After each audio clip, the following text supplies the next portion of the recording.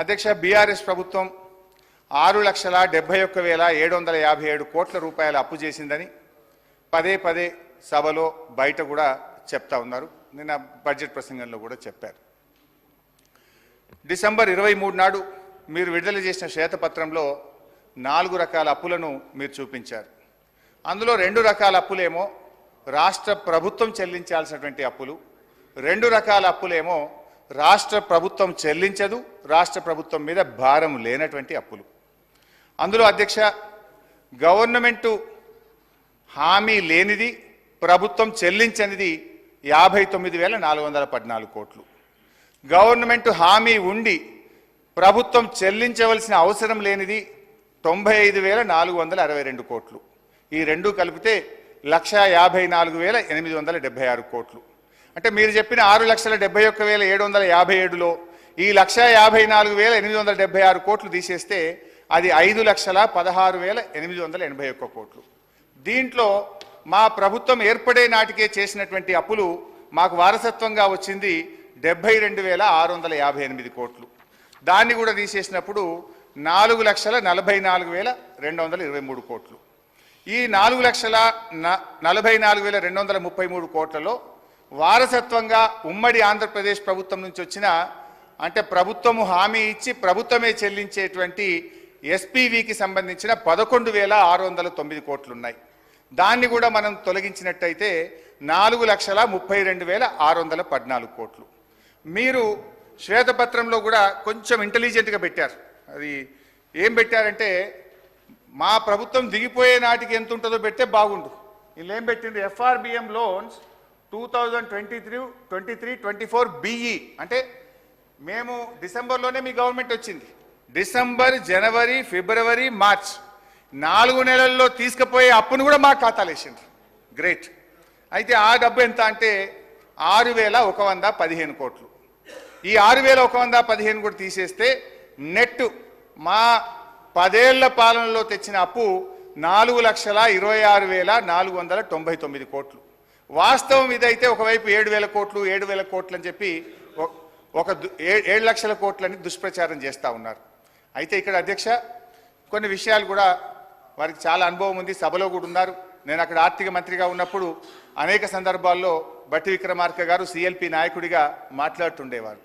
ఈ 4,26,499 కోట్లలో కూడా కొన్ని ప్రత్యేకమైన పరిస్థితులు, కేంద్ర ప్రభుత్వ నిర్ణయాలు, కరోనా లాంటి ప్రపంచమే గడగడలాడి దేశం మొత్తం గడగడలాడినటువంటి ఒక ప్రత్యేక పరిస్థితి 2 సంవత్సరాలు వరుసగా మనం ఎదుర్కొన్నాం.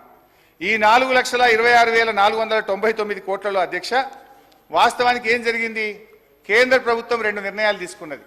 ఒకటి, డిస్కామ్ల అప్పులన్నీ రాష్ట్ర ప్రభుత్వాలే తీసుకోవాలని పార్లమెంట్లో చట్టం చేసి బలవంతంగా రాష్ట్ర ప్రభుత్వాల మీద ఉదయ్ అనేటువంటి పథకాన్ని తెచ్చి రుద్దారు. అట్లా మనకు 9,000 కోట్లు కేంద్ర నిర్ణయం వల్ల రాష్ట్రం మీద అప్పు భారం పడ్డది.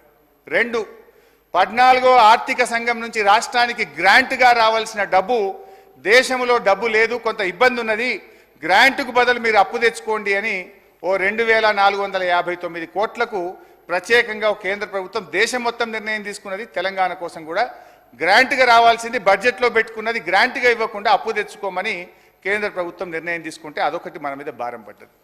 రెండిటికంటే ముఖ్యం, సరే కేంద్ర విధానపరమైన నిర్ణయాల వల్ల దాదాపు 11-12 వేల కోట్లు మన రాష్ట్రం మీద భారం పడ్డది. రెండవది కరోనా. మనం ఎప్పుడైనా జిఎస్డిపిలో 3% అప్పే తెచ్చుకుంటాం, కానీ కరోనా వచ్చినప్పుడు దేశం మొత్తం కూడా ఆర్థిక మాంద్యం వచ్చింది, ప్రజలకు ఉపాధి అవకాశాలు దెబ్బతిన్నాయి.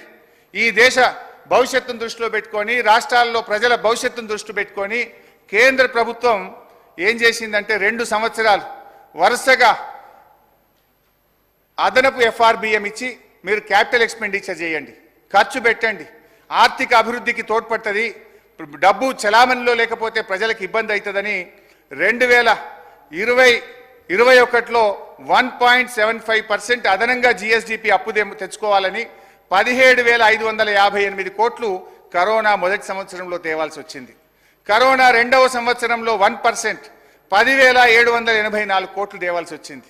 అంటే ఈ వరుసగా 2 ఏళ్ల కరోనా వల్ల ఒక 28,000 కోట్లు, ఒక 12,000 కోట్లు కేంద్ర ప్రభుత్వం యొక్క విధానపరమైన నిర్ణయాల వల్ల. ఈ రెండు కలిపితే దాదాపు అనివార్యంగా 41,159 కోట్లు కరోనా మరియు కేంద్ర ప్రభుత్వ నిర్ణయాల వల్ల మనం అదనంగా తీసుకోవాల్సి వచ్చింది. అంటే ఈ 41,000 కోట్లు కూడా తీసేస్తే నార్మల్ ప్లాన్లో 10 ఏళ్ల మా పాలనలో మేము చేసిన రాష్ట్ర ప్రభుత్వం కట్టే అప్పు ఎంత అంటే 3,85,340 కోట్లుగా తేలింది. కానీ మీరు తిమ్మిని బమ్మి చేసి వాస్తవాలను వక్రీకరించి 7 లక్షల కోట్ల అప్పు చేసిందని చెప్పి ప్రజల దృష్టిలో మీరు తెస్తా ఉన్నారు అధ్యక్ష. ఇన్ఫ్యాక్ట్ ఇక్కడ ఇంకొక విషయం కూడా చెప్పాలి అధ్యక్ష. అప్పులు ఎడాపెడా చేశామని, ఎక్కడ దొరికితే అక్కడ తెచ్చామని చేశారు. కానీ మేము బాధ్యతతో చేశాం. మేము ఆస్తుల కల్పన కోసం చేశాం. అవకాశాలున్నా మేము అప్పులు తీసుకోలేదు.